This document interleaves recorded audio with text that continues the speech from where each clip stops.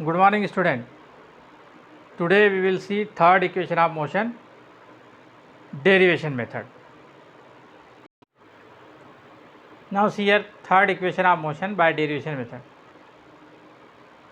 हमने पहले second equation of motion को प्रूव कर लिया है, s is equal to u t plus half a t square. So we will write, we know by second equation s is equal to u t plus half a t square. Now in this equation, third equation को प्राप्त करने के लिए, to get the third equation we will put the value of t here. Putting the value of T by the first equation. First equation से हमने T की value निकाली. T की वैल्यू कितनी आई? T equal to V minus you upon A. T की value कितनी आई? V minus you upon A. T की इस वैल्यू को, putting the value of T, उसको हम रखेंगे इस इक्वेशन में. तो यहाँ पर देखो, ये टी की जगह मैंने वी माइनस यू अपॉन ए रखा. ये यू ब्रैकेट के बाहर है ना, क्योंकि टी की वैल्यू हमने ये पुटअप कर दी है. प्लस 1/2 ए हाफ ए, और यहाँ पर टी की जगह v minus you upon a bracket में, और ऊपर स्क्वायर, क्योंकि यहाँ पर टी का स्क्वायर है. टी की पावर कितनी है? 2. तो यहाँ भी हमको पावर देना पड़ेगी 2. तो यहाँ भी टी की वैल्यू रख दी हमने, यहाँ भी टी की वैल्यू रख दी. अब ये वाली स्टेप को तो हम वैसे की वैसे लिख देंगे. अब यहाँ पर देखो, ये दिया v minus you upon a whole square, यानी पूरे का स्क्वायर दिया हुआ है. तो हमको ईच स्टेप को स्क्वायर करना पड़ेगा. तो वी माइनस यू का स्क्वायर हम करेंगे, तो देखो इसको हम इस आइडेंटिटी से करेंगे. ए माइनस बी का whole square equal to a square plus B square minus 2ab. A की जगह रखेंगे अपन वी, बी की जगह हम रखेंगे यू, है ना. तो हमारा वी माइनस यू हो जाएगा v square plus you square minus 2uv. ये किस आइडेंटिटी से हुआ? ए माइनस बी का होल स्क्वायर आइडेंटिटी से ये हमने ओपन किया. नीचे क्या है? ए है, तो ए का भी क्या हो जाएगा? स्क्वायर. ये ए का स्क्वायर ये ए से कट जाएगा. यहाँ देखो, ये ए को मैंने कैंसिल किया और ये ए कैंसिल होगी. या आप इसको ए इंटू ए लिखोगे तो एक ए से एक ए ये कैंसिल हो जाएगा. तो यहाँ बचेगा 1a. तो यहाँ पर ध्यान देने वाली बात यही है कि वी माइनस यू अपॉन ए का होल स्क्वायर है. तो ऊपर वाली टर्म को हमने स्क्वायर को खोला, तो ये A square plus B square minus 2ab identity से ये आ गया, और नीचे ए का स्क्वायर आ गया. ये ए का स्क्वायर ये ए से कट गया, यानी ये 2 बार ए है तो 1 बार ए इससे कट गया. तो अब क्या बचा? ये वाली स्टेप वैसे की वैसे ही है ना. यहाँ पर बचा we square plus you square minus 2u upon ये 2 का ए में मल्टीप्लाई हो गया 2a. अब ध्यान दो ये वाली स्टेप पे. अब u बाहर है तो हम u का मल्टीप्लाई इसके अंदर कर देंगे. u into V U V, u into U square upon A. अब इस स्टेप पे ध्यान दो, यहाँ पर 2a है, यहाँ पर a है, बीच में क्या है? Plus sign. डिनोमिनेटर यदि सेम होते तो हम न्यूमरेटर को डायरेक्ट जोड़ सकते थे. डिनोमिनेटर यदि सेम होते तो न्यूमरेटर को डायरेक्ट जोड़. यहाँ पे डिनोमिनेटर कितना है? 2 है, तो यहाँ भी 2a डिनोमिनेटर बनाने के लिए हमको ऊपर नीचे 2 का मल्टीप्लाई करना पड़ेगा. यहाँ भी मैंने 2 का मल्टीप्लाई कर दिया है ना. तो 2uv minus 2u square 2a, यानी ब्रैकेट के बाहर ऊपर नीचे हम दोनों जगह 2 का मल्टीप्लाई करेंगे. क्यों करेंगे? ताकि डिनोमिनेटर सेम हो जाए. जब डिनोमिनेटर सेम हो गया, यानी हमने एक प्रकार से एलसीएम ले लिया. इन दोनों को जोड़ना है तो a प्लस 2a का एलसीएम कितना आ गया? 2a, है ना. तो वो एलसीएम अगर मैं वर्ड यूज़ करूँगा तो आपको कन्फ्यूजन हो जाएगा कि अब इसका एलसीएम लेके और उसको कैसे सॉल्व करें. तो इसलिए मैंने बताया कि हमको डिनोमिनेटर सेम करना है. तो यहाँ पर 2a है, यहाँ पे 2a बनाने के लिए किसी भी फ्रैक्शन में हम किसी चीज़ का मल्टीप्लाई करते हैं तो ऊपर और नीचे दोनों तरफ मल्टीप्लाई करना पड़ता है. तो ऊपर भी 2 का मल्टीप्लाई करेंगे, नीचे भी 2 का मल्टीप्लाई करेंगे. तो 2uv minus 2u square upon 2a ये आ गया. अब देखो डिनोमिनेटर सेम हो गए तो हम ऊपर की टर्म में प्लस माइनस का ऑपरेशन कर सकते हैं. तो यहाँ पर देखो, प्लस का 2uv और यहाँ पे माइनस का 2uv. प्लस का 2u माइनस का 2uv सब्ट्रैक्ट करेंगे तो हो जाएगा 0. तो इसको मैंने ऐसे कैंसिल कर दिया. अब क्या बचा यहाँ पर? यहाँ पर बचा we square plus you square और minus 2u square. V square plus you square minus 2u square ये बचा, है ना. V square minus 2u square plus you square upon ये दोनों का कॉमन 2a। अब यहाँ पर देखो -2u² में से u² माइनस करेंगे तो कितना बचेगा, माइनस का u², है ना। और ये 2a को मैंने इस तरफ ट्रांसफर कर दिया तो 2as = v² माइनस u², और इसको हम इस तरीके से लिखते हैं v² minus u² = 2as, that is our third equation. तो इस डेरिवेशन में important point to be noted, हमको क्या क्या ध्यान रखना है। सबसे पहले हमको ध्यान रखना है सेकंड इक्वेशन ऑफ मोशन में हमको t की वैल्यू रखना है by the first equation. First equation हमने t की वैल्यू रखी, है ना। वैल्यू रखने के बाद में पहले स्क्वायर को खोलना है बाय यूजिंग दिस आइडेंटिटी, फिर ये खोल दिया, है ना। फिर हमारे पास में a और 2a आ जाएगा, ये u का मल्टीप्लाई करने में a और 2a आ गया। तो डिनोमिनेटर सेम करने के लिए हमने यहाँ ऊपर नीचे 2 का मल्टीप्लाई कर दिया, तो डिनोमिनेटर सेम हो गया। डिनोमिनेटर सेम हो गया तो फिर ऊपर के टर्म में हम लाइक टर्म में ऑपरेशन कर देंगे, तो प्लस का 2uv माइनस का 2uv 0 हो जाएगा। बाकी टर्म को हमने लिख दिया v² minus 2u² plus u², minus 2u² में से u² गया तो आ गया v² माइनस u²। हम डायरेक्ट भी लिख सकते हैं, लेकिन मैंने एक स्टेप इसलिए बढ़ा दी कि आपको समझ में आ जाएगी ये कैसे माइनस हुआ। माइनस 2u² में u² गया तो माइनस का u² आएगा। तो ये हमारी थर्ड इक्वेशन आ गई। सो हमने इक्वेशन ऑफ मोशन के दोनों मेथड्स देख लिए हैं। कौन कौन से मेथड हो गए, graphical method and derivation method. तो डेरिवेशन मेथड में हमको ग्राफ बनाने की ज़रूरत नहीं है।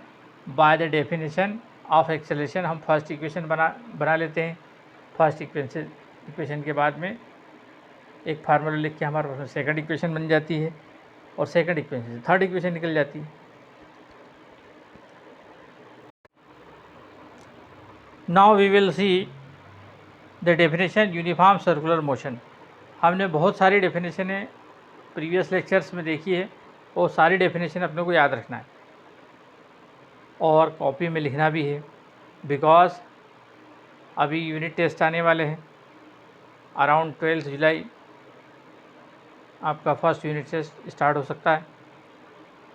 तो हमको डेफिनेशंस, ये डेरिवेशन, ग्राफ, और अब हमने इक्वेशन ऑफ मोशन तीनों देख लिए, तो इन इक्वेशन ऑफ मोशन पर बेस्ड न्यूमेरिकल ये हमको पता होना चाहिए। नाउ यूनिफॉर्म सर्कुलर मोशन क्या होती है। When a body moves in a circular path with constant speed it's motion is called uniform circular motion. किसी सर्कुलर पाथ में, किसी सर्कुलर रास्ते में यदि कोई बॉडी मूव करती है कांस्टेंट स्पीड से, तो ऐसी मोशन यूनिफॉर्म सर्कुलर मोशन कहलाती है। अब एक बात ध्यान देने की है कि in circular motion each and every point direction is changing. क्यों? क्योंकि सर्कल जो है इनफाइनाइट पॉइंट से मिलकर बना हुआ है। यहाँ पर कोई ऑब्जेक्ट है तो उससे अगर अपन एक परपेंडिकुलर डालेंगे तो वो इस डायरेक्शन में जाएगा। यहाँ पर कोई ऑब्जेक्ट है, परपेंडिकुलर ड्रॉ करेंगे तो वो ऐसा जाएगा। यहाँ पे ड्रॉ करेंगे तो ऐसा जाएगा। यानी कि अगर आप देखोगे तो ईच एंड एवरी पॉइंट पे हम अलग अलग परपेंडिकुलर ड्रॉ कर सकते हैं। इसका मतलब कि ईच एंड एवरी पॉइंट पे डायरेक्शन अलग है। अब सर्कुलर कितने पॉइंट से मिलकर बनाता है, तो सर्कुलर इनफाइनाइट पॉइंट से मिलकर बना होता है। इट मीन्स यदि कोई बॉडी सर्कुलर मोशन में मूव कर रही है तो वो अपना डायरेक्शन कई बार चेंज कर रही है। Actually infinite times body changing its direction. Therefore speed उसकी कांस्टेंट हो सकती है, लेकिन वेलोसिटी अगर मैग्नीट्यूड कांस्टेंट है लेकिन फिर भी डायरेक्शन चेंज हो रहा है तो हम कहेंगे कि वेलोसिटी इज़ चेंजिंग। वेलोसिटी यानी मैग्नीट्यूड उतना का उतना ही है, लेकिन डायरेक्शन चेंज हो रही है, इसलिए हम कहेंगे कि वेलोसिटी चेंज हो रही। तो जब कोई सैटेलाइट अर्थ के अराउंड घूमता है, तो अर्थ के अराउंड घूमता है तो उस पर सैटेलाइट और अर्थ के सेंटर के बीच में एक फोर्स काम करता है। वो फोर्स सैटेलाइट से अर्थ की सेंटर की ओर लगता है, तो उसको बोलते हैं सेंट्रीपिटल फोर्स। क्या बोलते हैं? Centripetal force. सेंट्री का मतलब होता है सेंटर की ओर, पिटल का मतलब towards, toward the centre of the earth लगने वाला जो फोर्स होता है वो सेंट्रीपिटल फोर्स कहलाता है। तो ये जितने भी सैटेलाइट हमारे अर्थ के चारों ओर चक्कर लगा रहे हैं वो सेंट्रीपिटल फोर्स से बैलेंस होने के कारण ही अपनी ऑर्बिट में घूमते रहते हैं, अपनी ऑर्बिट को वो छोड़ते नहीं। तो खैर हमने यूनिफॉर्म सर्कुलर मोशन क्या होती है इसकी डेफिनेशन देख ली, और ये भी आपको मैंने बता दिया कि इसमें वेलोसिटी चेंज होती है। अब यदि हमको कोई बॉडी अगर सर्कुलर पाथ में मूव कर रही है तो उसका वेलोसिटी कैलकुलेशन हम कैसे करेंगे? तो वेलोसिटी कैलकुलेशन के लिए हमारे पास फार्मूला है 2πr/t। 2πr क्या होता है?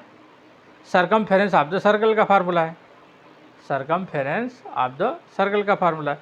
तो जैसे यहाँ से ऑब्जेक्ट चला और ये पूरा सर्कल घूम के यहाँ आ गया तो कितना चला? 2πr चला। इसको टाइम से डिवाइड कर दो, है ना, तो ये क्या हो जाएगा? वेलोसिटी निकल जाएगी। अब देखो 2 × r, 2 × r क्या होता है? डायमीटर। तो इसको हम π/d भी लिख सकते हैं अपॉन t। यदि डायमीटर दिया है तो π/d अपॉन t। तो ये सर्कुलर मोशन निकालने का फार्मूला हो गया। अब यूनिफॉर्म सर्कुलर मोशन का यदि हम एग्जाम्पल देखें तो एग्जाम्पल होता है a cyclist moving on a circular track with a constant speed. यदि ये सर्कुलर ट्रैक पे हम कांस्टेंट स्पीड से साइकिल चलाएं तो ये यूनिफॉर्म सर्कुलर मोशन होती है। दूसरा एग्जाम्पल मैंने आपको दे दिया है, an artificial satellite moves in a circular orbit around the earth, that is also uniform circular motion. तो जो सैटेलाइट अर्थ के चारों ओर एक पर्टिकुलर ऑर्बिट में चक्कर लगाता है तो वो भी क्या कहलाता है? यूनिफॉर्म सर्कुलर मोशन में कहलाता है। Now see application of the equation of motion. मैंने आपसे कहा था इक्वेशन ऑफ मोशन जब हम तीनों देख लेंगे उसके बाद उन पर बेस्ड जो क्वेश्चन है वो हम देखेंगे। तो the question is a bus decreases its speed from 80 km/h to 60 km/h in 5 second, find the retardation. एक बस जो चल रही है, एक बस जो 80 km/h की स्पीड से चल रही है वो ब्रेक लगाती है तो उसकी स्पीड 60 km/h हो जाती है 5 सेकंड में।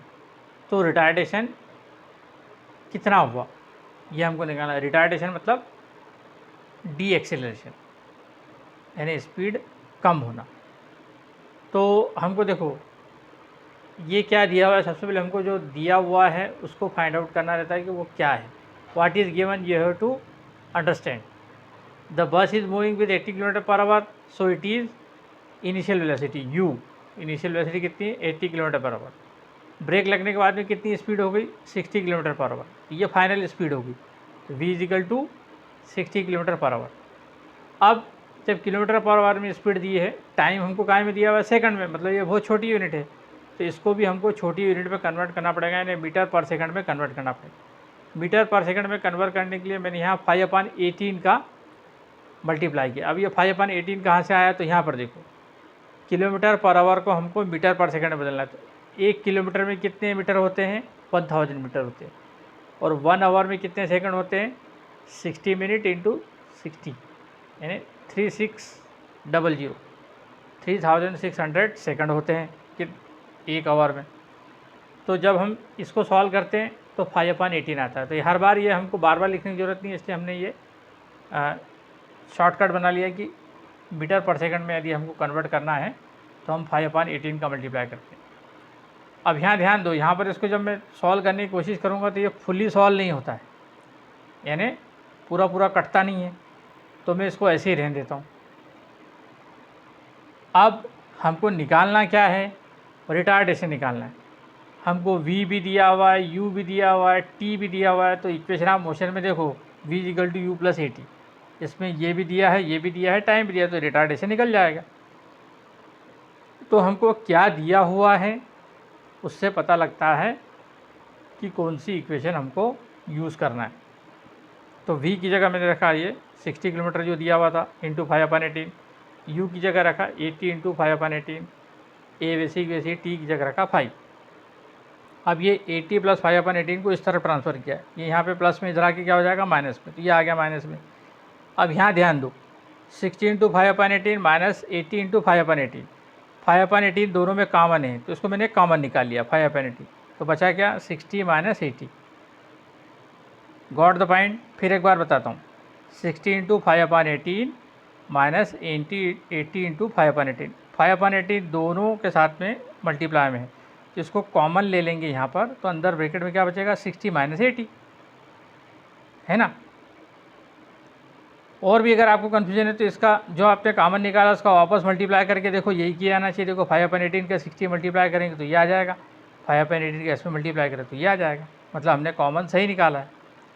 अब ये ब्रैकेट सॉल्व करें, 60 माइनस 80 हाउ मच 20 माइनस 20, है ना, माइनस 20 इंटू 5/18।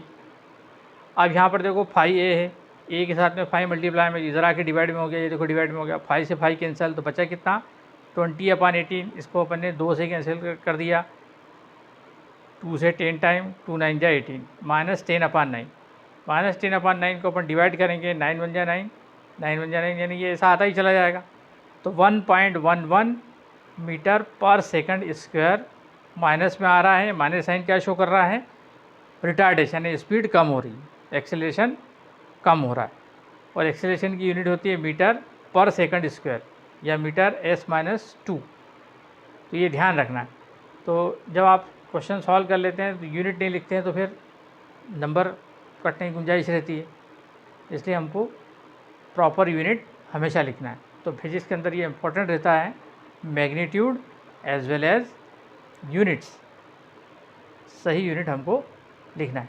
तो ये एक छोटा सा मैंने एग्जांपल लिया था इक्वेशन ऑफ मोशन की, फर्स्ट इक्वेशन कैसे अप्लाई हम करते हैं।